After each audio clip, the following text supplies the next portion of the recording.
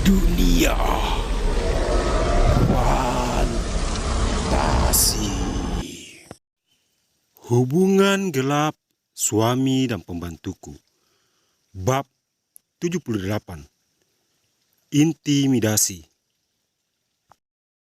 Sementara itu, di sebuah rumah mewah, tampak sebuah mobil mewah memasuki halaman rumah.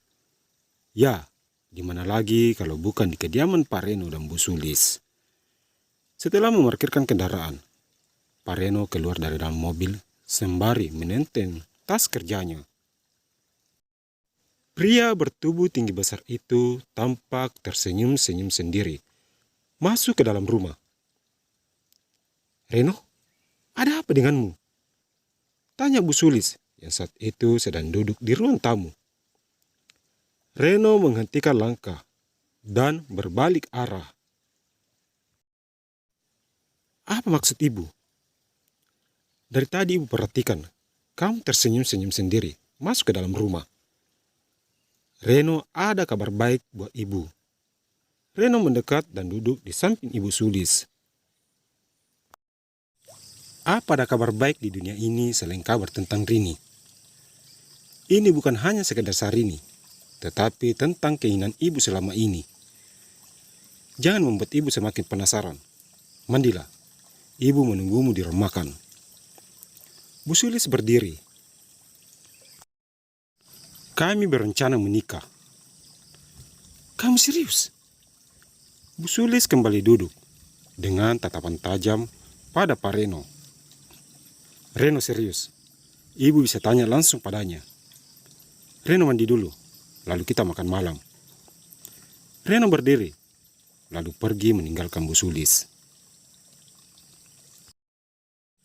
"Reno, ibu masih mau bicara denganmu," teriak Bu Sulis, tapi Reno sama sekali tidak mengindahkan. "Apa benar kata Reno barusan? Terus, kenapa Rini secepat itu merubah komitmennya? Ini pasti ada sesuatu.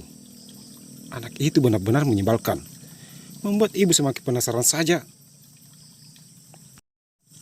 Bu Sulis berdiri, lalu melangkah ke arah ruang makan, dengan pertanyaan besar masih menyelimuti pikirannya.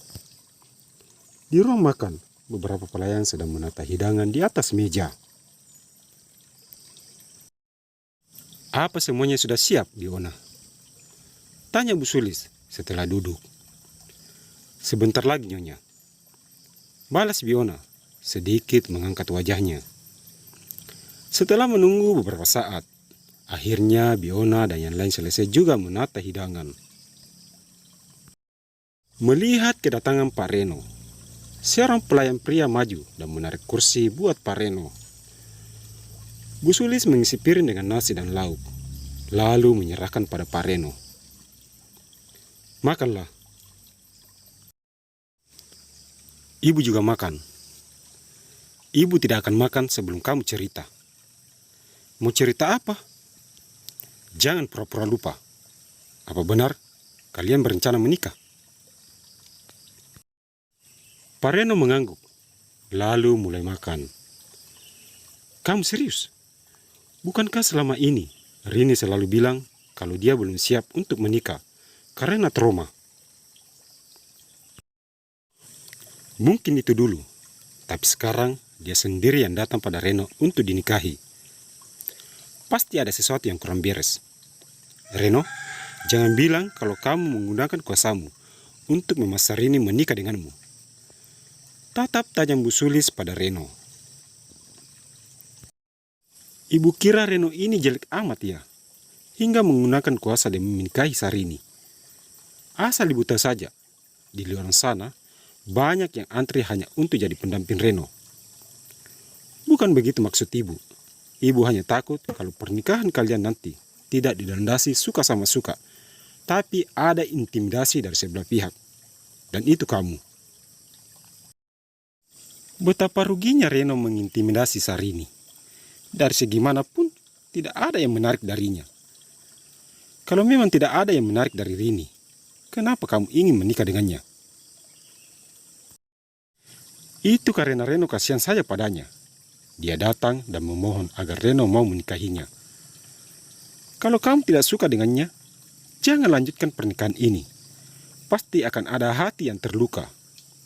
Ibu tidak ingin hubungan yang baru saja membaik antara ibu dan keluarga Rini akan kembali hancur. Akan lebih baik begini sampai ke depannya.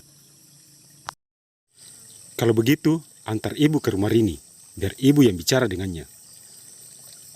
Ini sudah malam, Bu. Besok saja jika ibu mau. Ayo kita makan, daripada membicarakan hal yang tidak penting. Soal masa depan tidak penting katamu. Sekarang ibu tanya, Reno yang antar ibu atau ibu yang pergi sendiri ke sana? Ibu Sulis berdiri dari tempat duduknya. Kenapa persoalannya serenyam ini? Baiklah, Reno akan mengantar ibu. Tapi setelah Reno menyelesaikan makan. Bu Sulis melangkah ke arah kamar. Bersamaan Reno menyelesaikan makan malamnya. Bu Sulis keluar dengan dandanan seadanya. Hanya ada tas kecil berada dalam genggaman. Ibu sudah siap. Sekarang ayo kita berangkat sebelum malam semakin larut. Ajak Bu Sulis. Dengan berat hati, Pak Reno berdiri dari tempat duduknya. Keduanya melangkah ke arah pintu utama, menuju ke arah garasi mobil. Dengan pelan-pelan sekali, mobil Pak Reno keluar dari dalam garasi. Setelah Pak Sapam membuka pintu pagar, mobil melaju ke jalan utama. Apa jadinya jika ibu sampai tahu kalau aku yang memaksa Sarini untuk menikah? Bisa hancur reputasiku ini. Menyebalkan sekali. Suara Pak Reno pelan, tapi masih dapat didengar baik oleh Bu Sulis. Apanya yang menyebalkan, Reno? Tidak ada apa-apa, Bu. Ini hanya masalah pekerjaan Reno di kantor. Tidak berselang lama kemudian, mobil Pak Reno tiba juga di depan pintu pagar rumah kami. Mendengar klakson mobil, ayah keluar ditemani ibu. Sulis, ada apa kalian datang malam-malam begini? Tanya ayahku sambil membuka pintu pagar. Ayah ini, biarkan mereka masuk dulu, biar nanti kita bicara di dalam. Sulis, Reno, ayo masuk. Ibu memegang tangan Bu Sulis dan mengajaknya masuk ke dalam rumah. Keempatnya segera masuk dan duduk di ruang tamu. Kalian duduk dulu, biar aku membuat minum buat kalian. Ibuku berdiri dan melangkah ke arah dapur. Tumben sekali malam-malam begini kalian berkunjung ke rumah kami. Ini pasti ada hal penting yang ingin kalian bicarakan, bukan? Tanya ayahku. Betul sekali, Gunawan. Apa Rininya ada?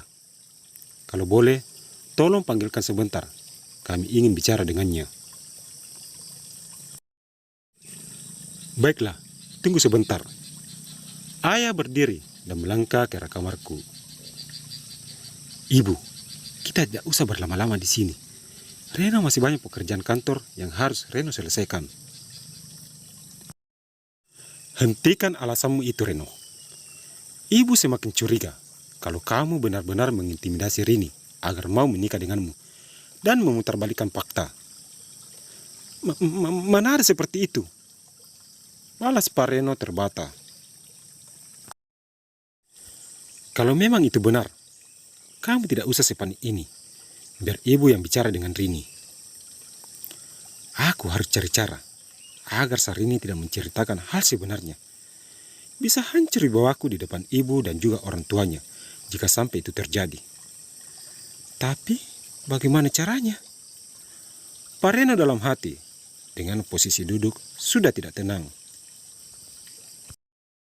Tidak lama kemudian muncul ibu membawa nampan diikuti ayah dan aku. Silahkan diminum. Maaf, kami hanya bisa menyediakan ini. Ibu meletakkan gelas di depan kami, lalu membuka penutup toples. Tidak apa-apa, Sulis. Ini malah sudah lebih dari cukup. Om, Tante, apa aku boleh bicara dengan Rini sebentar? Pinta Pareno yang sedari tadi sudah tidak tenang. Silahkan, balas ayahku. Seketika Bu Sulis mengernyitkan dahinya. Pareno langsung berdiri dan menarik tanganku keluar dari dalam rumah. Ayah, Bu Sulis, serta ibu hanya bisa menatap satu dengan yang lain sambil mengedipkan bahu, menatap kepergian kami.